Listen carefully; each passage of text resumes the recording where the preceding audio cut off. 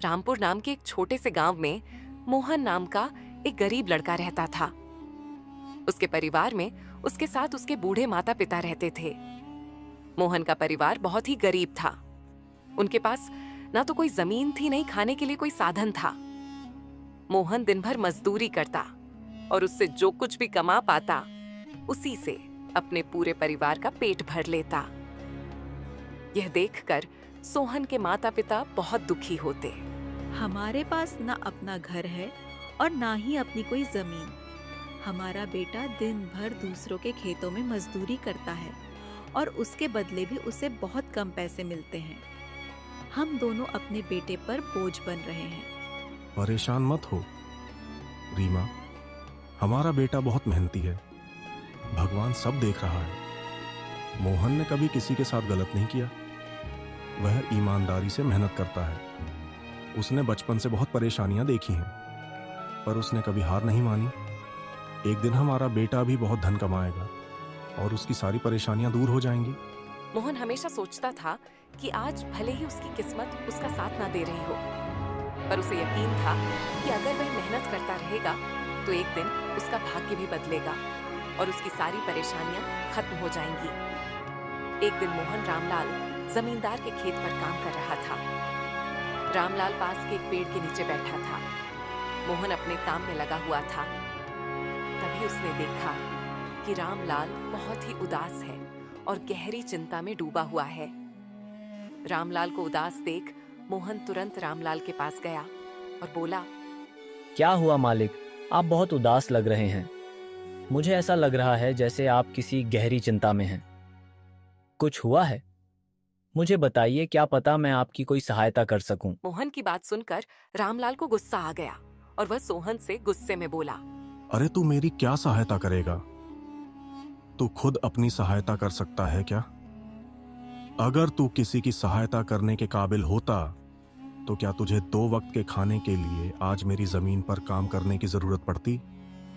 चल यहां से जा, अपना काम कर और मुझे परेशान मत कर। सेठ जी, ऐसा नहीं है। यह सब वक्तव्य की बात है। सब किस्मत का खेल है और इंसान को अपनी मेहनत पर विश्वास रखना चाहिए। आज भले ही किस्मत मेरे पक्ष में ना हो, लेकिन अगर मैं ईमानदारी और लगन से मेहनत करता रहूंगा तो किस्मत भी एक दिन मेरी तरफ झुक जाएगी। मेहनत और धैर्य से तकदीर के दरवाजे खुलने में देर हो सकती है, लेकिन मेहनत कभी बेकार नहीं जाती। मोहन की बात सुनकर रामलाल बहुत प्रसन्न हुआ। अरे मोहन, तेरे विचार तो बहुत अच्छे हैं। तेरी बातें सुनकर मन को एक सुकून सा मिला है। इतनी परेशानियों में भी तू अपनी जिंदगी खुश होकर काट रहा है। सेठ जी, यह सब मेरे पिता की सीख है। जब भी मैं किसी चीज के लिए अपने पिता से जिद करता था तो मेरे पिता हमेशा मुझे यही समझाते थे, बेटा सोहन, हमारे पास इतना धन नहीं है कि मैं तेरी हर इच्छा पूरी कर सकूं, लेकिन एक बात हमेशा याद रखना, जिंदगी भी मौसम की तरह होती है। कभी यह धूप की तरह खुशियों से भरी होती है, कभी ठंड की तरह कठिनाइयां लाती है और कभी बारिश की तरह परेशानी आती है। लेकिन जैसे हर मौसम बीत जाता है, वैसे ही जिंदगी के मुश्किल हालात भी गुजर जाते हैं।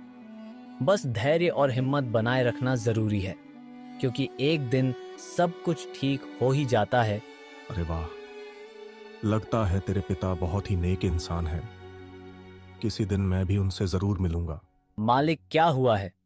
आप एक बार मुझे साफ साफ बताइए, क्या पता आपकी परेशानी का कोई हल मिल ही जाए।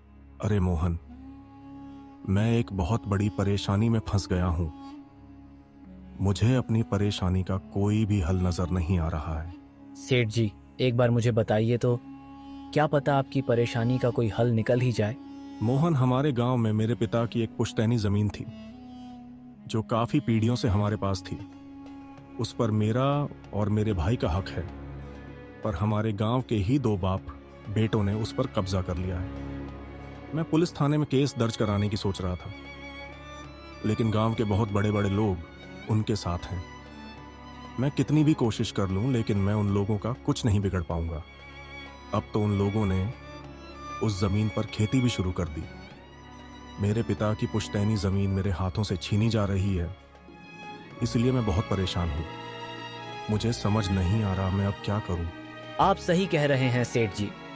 अगर आप कानून का सहारा लेकर भी अपनी जमीन को वापस लेने की कोशिश करेंगे तो भी आप उनका कुछ नहीं कर पाएंगे। हाँ मोहन, अब तू ही बता, मैं अब क्या करूं? मैं तो सोच सोच कर परेशान हो गया हूं। मेरी पुश्तैनी जमीन छीनी जा रही है और मैं कुछ भी नहीं कर पा रहा। मोहन ने कुछ देर सोचा और कहा, मालिक, आप चिंता मत कीजिए। हर परेशानी का कोई ना कोई हल जरूर होता है। अगर आप चाहे तो एक तरीका है जिससे आप अपनी जमीन वापस पा सकते हैं। अगर ऐसा कोई तरीका है तो जल्दी बताओ मोहन, वह क्या तरीका है? मोहन ने रामलाल को अपनी सारी तरकीब पूरी तरह समझा दी। तरकीब सुनकर रामलाल मोहन से कहता है, अरे वाह मोहन, तू तो बहुत समझदार है। तूने तो बहुत अच्छी तरकीब बताई है। ऐसे तो मेरी जमीन मुझे जरूर मिल जाएगी। मैं तुझसे वादा करता हूं, अगर तेरी ये योजना सफल हुई तो मैं अपनी जमीन का एक हिस्सा तेरे नाम कर दूंगा। अरे मालिक, आप ऐसा क्यों कह रहे हैं? आप मेरे मालिक हैं। आपकी वजह से मुझे अपने घर के लिए 2 वक्त का खाना मिल जाता है। आपकी मदद करना तो मेरा फर्ज है। मुझे आपकी जमीन नहीं चाहिए। ठीक है मोहन, तुम बहुत नेक इंसान हो। कल से तुम इस काम पर लग जाओ। मोहन फिर से खेत में अपने काम पर लग जाता है। अगले दिन मोहन जगत और विनोद नाम के उन बाप बेटों के पास पहुंच जाता है जिन्होंने रामलाल की जमीन पर कब्जा कर रखा था। नमस्कार सेठ जी। जी, मैं यहाँ से गुजर रहा था तो पास के लोगों ने बताया कि आपके यहाँ काम के लिए मजदूर की जरूरत है। क्या आपके यहाँ मुझे भी कोई काम मिल सकता है? अरे अरे, कौन हो तुम? तुमसे किसने कह दिया कि यहाँ मजदूर की जरूरत है? यहाँ किसी मजदूर की जरूरत नहीं है।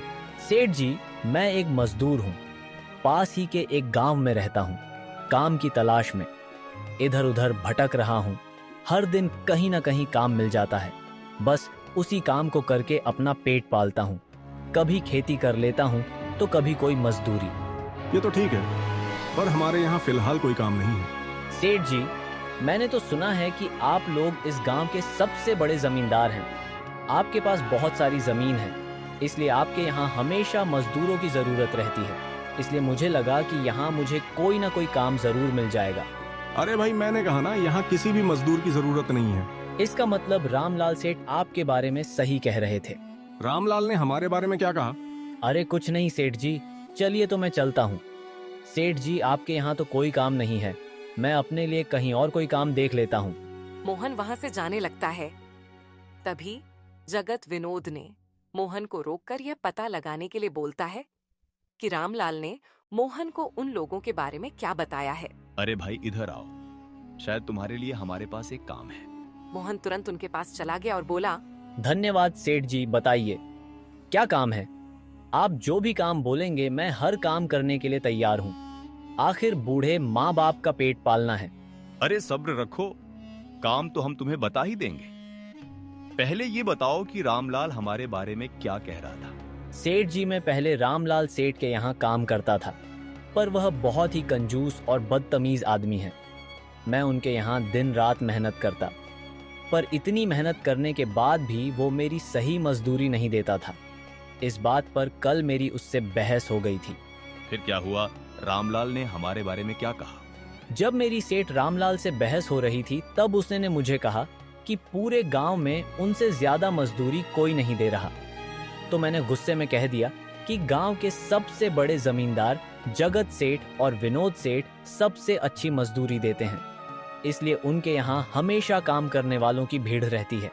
हाँ भाई, बिल्कुल सही कहा था। आखिर हम गांव के सबसे बड़े जमींदार हैं। हमारा फर्ज है कि जो भी मजदूर हमारे यहाँ काम करता है उसे उसकी मेहनत के हिसाब से सही मजदूरी मिले। वाह सेठ जी, आपने बहुत अच्छी बात कही। रामलाल सेठ कभी भी आपकी बराबरी नहीं कर सकता। वह तो शायद आपके जितना भी नहीं सोच सकता। जगत और विनोद मोहन की चापलूसी भरी बातों में आ जाते हैं और उसे अपने यहाँ काम पर रख लेते हैं। चलो अब काम की बात करते हैं। तुम एक अच्छे इंसान लगते हो। हमें अपने खेत पर काम करने के लिए तुम्हारे जैसे ही एक मजदूर की जरूरत है। कल से ही काम पर आ जाना। कुछ दिन ऐसे ही बीत गए। एक दिन जगत अपने बेटे विनोद से बोला, विनोद बेटा, ये मोहन तो बहुत मेहनती है। ये अकेले ही 4 लोगों का काम कर देता है। अच्छा हुआ कि हमने इसे रोक लिया। हाँ पिताजी, आप सही कह रहे हो। मोहन बहुत मेहनती है। इसके जितना काम शायद ही कोई और करता होगा। यह पूरा दिन यहाँ काम पर अकेला लगा रहता है। मोहन की मेहनत ने जगत और विनोद का दिल जीत लिया। कुछ दिन और बीत गए। एक शाम जगत और विनोद अपने खेतों का दौरा कर रहे थे। जब वे अपने खेत पर पहुंचे तो देखा कि मोहन इतने देर तक भी काम कर रहा था। मोहन भाई, अब तो रात होने वाली है। तुम इतनी देर तक काम क्यों कर रहे हो? अब घर जाओ और आराम कर लो। सेठ जी, हमारी किस्मत में आराम कहाँ है। घर पर बूढ़े माँ बाप हैं। काम नहीं करूंगा तो उनके लिए 2 वक्त का खाना कहाँ से जुटा पाऊंगा। घर पर बैठकर आराम करने से अच्छा है कि मैं काम करूं। इस तरह मेरा मन भी लगा रहता है। तुम बहुत मेहनती हो मोहन। आज का काम यहीं छोड़ दो और घर जाकर आराम करो। नहीं सेठ जी, इसकी कोई जरूरत नहीं है। मैं काम करने में ही खुश हूं। आप लोग जाइए, मैं ठीक हूं। ठीक है मोहन, फिर हम जाते हैं। जब तुम्हारा मन करे काम खत्म करके अपने घर चले जाना। ठीक है? इसके बाद जगत और विनोद खेत को मोहन के भरोसे छोड़कर चले गए। अगली सुबह जब विनोद और जगत अपने खेत पर लौटे तो देखा कि वहां पुलिस खड़ी है। पुलिस को देखकर दोनों दौड़ते हुए आए और पूछा, क्या हुआ थानेदार साहब, आप यहाँ क्या कर रहे हैं? क्या ये जमीन तुम दोनों की है? हाँ थानेदार साहब, ये जमीन हमारी है। हमारे पास इसके कागजात भी हैं। फिर तो तुम दोनों को ले जाकर जेल में डालना ही पड़ेगा। ये क्या कह रहे हैं थानेदार साहब? हम कुछ समझे नहीं। आप क्या कहना चाह रहे हैं? अभी तुम दोनों बहुत अच्छे से समझ जाओगे। वह देखो तुम्हारी जमीन से क्या निकला है। थानेदार के कहते ही दोनों बाप बेटे जब पलट कर देखते हैं तो वहां उनकी जमीन में एक लाश दबी हुई थी जिसमें सिर्फ कंकाल बचा था। यह देखकर दोनों बाप बेटे डर जाते हैं। थानेदार साहब, ये किसकी लाश है और ये हमारे खेत में कहां से आ गई? अब बहाने मत बनाओ। पहले लोगों को मारो, फिर उन्हें अपनी जमीन में गाड़ दो, और अब कह रहे हो कि यह क्या है? नहीं थानेदार साहब, हमें नहीं पता कि यह सब क्या है। ये लाश यहाँ कैसे आई, हमें कुछ नहीं पता। अब झूठ मत बोलो। अगर फांसी नहीं हुई तो कम से कम तुम दोनों को उम्र कैद की सजा तो जरूर मिलेगी। फांसी और उम्र कैद की बात सुनकर दोनों बाप बेटे डर गए और थानेदार के सामने गिड़गिड़ाने लगे। थानेदार साहब, हम इस लाश के बारे में कुछ नहीं जानते। हमें नहीं पता ये लाश किसकी है और इसे यहाँ कौन गाड़ कर चला गया। इस मामले से बचने के लिए दोनों ने कुछ तरकीब सोचनी शुरू की। तभी मोहन वहाँ आ जाता है। अरे सेठ जी, ये पुलिस यहाँ क्यों आई है? क्या हुआ है? मोहन देखो, पता नहीं कहां से हमारी जमीन में यह कंकाल आ गया है। मालिक, ये कंकाल यहाँ कहाँ से आ गया? ये तो बहुत गंभीर बात है। हाँ मोहन, पता नहीं ये कंकाल यहाँ कहां से आया है और थानेदार साहब को लगता है कि इसे हमने यहाँ मारकर गाड़ा है। अब तू ही कोई उपाय सोच जिससे हम इस परेशानी से बच सकें। तीनों को आपस में खुशफुसर करते देख थानेदार ने कहा, अब कोई तरकीब मत बनाओ। तुम दोनों बाप बेटों में से कोई एक तो जरूर जेल जाएगा। अब तुम ही तय करो जेल कौन जाएगा। थानेदार साहब, थोड़ा सा समय दीजिए, हम तय कर ले कि जेल कौन जाएगा। मैं बस 5 मिनट देता हूँ, जल्दी से फैसला करो कौन जाएगा जेल। मोहन, जगत और विनोद थोड़ी दूरी पर जाकर बात करने लगे। देखो मालिक, दोनों के फंसने से अच्छा है कि कोई एक फंसे। अब सोचिए कौन जाएगा। हम दोनों में से कोई भी जेल नहीं जाना चाहता। मोहन भाई, कोई उपाय सोचो जिससे हम दोनों इस मुसीबत से बच सके। मालिक, एक बात कहूँ, इस कंगाल को देखकर ऐसा लगता है कि इसे काफी महीने पहले जमीन में दबाया गया होगा। जगत फांसी की बात सुनकर पहले ही डर गया था और मोहन की बात सुनते ही उसने फटाफट पूरी कहानी मोहन को बता दी। देखो मोहन भाई, सच कहूँ तो यह जमीन हमने कुछ महीने पहले ही रामलाल से हड़प ली थी। विनोद की बात सुनकर मोहन ऐसा दिखाने लगा जैसे उसे कुछ पता ही ना हो। क्या क्या कहा मालिक? आपने यह जमीन हड़पी थी? मुझे कुछ समझ नहीं आ रहा, जरा साफ साफ बताइए। जगत ने जमीन हड़पने की पूरी कहानी मोहन को बताई। पूरी कहानी सुनने के बाद मोहन ने कहा, मालिक, मेरे पास एक तरकीब है जिससे सांप भी मर जाएगा और लाठी भी नहीं टूटेगी। जल्दी बताओ मोहन भाई, क्या तरकीब है? तरकीब बताने से पहले मुझे यह बताइए कि आप लोगों के लिए क्या ज्यादा जरूरी है, यह है जमीन या आप दोनों की जान? मोहन, इसमें पूछने वाली कौन सी बात है? हमारे लिए जमीन से ज्यादा हमारी जान प्यारी है। तो एक काम कीजिए मालिक, आप सबसे पहले जाकर थाने और को बताइए कि यह जमीन सेठ रामलाल की है। आप उनसे बोलिए कि हमने तो कुछ महीने पहले ही यह जमीन बस काम करने के लिए उनसे ली थी, बाकी का काम मैं संभाल लूंगा। अरे मोहन, लेकिन इससे तो हमारी जमीन हमसे छीन जाएगी, फिर क्या होगा?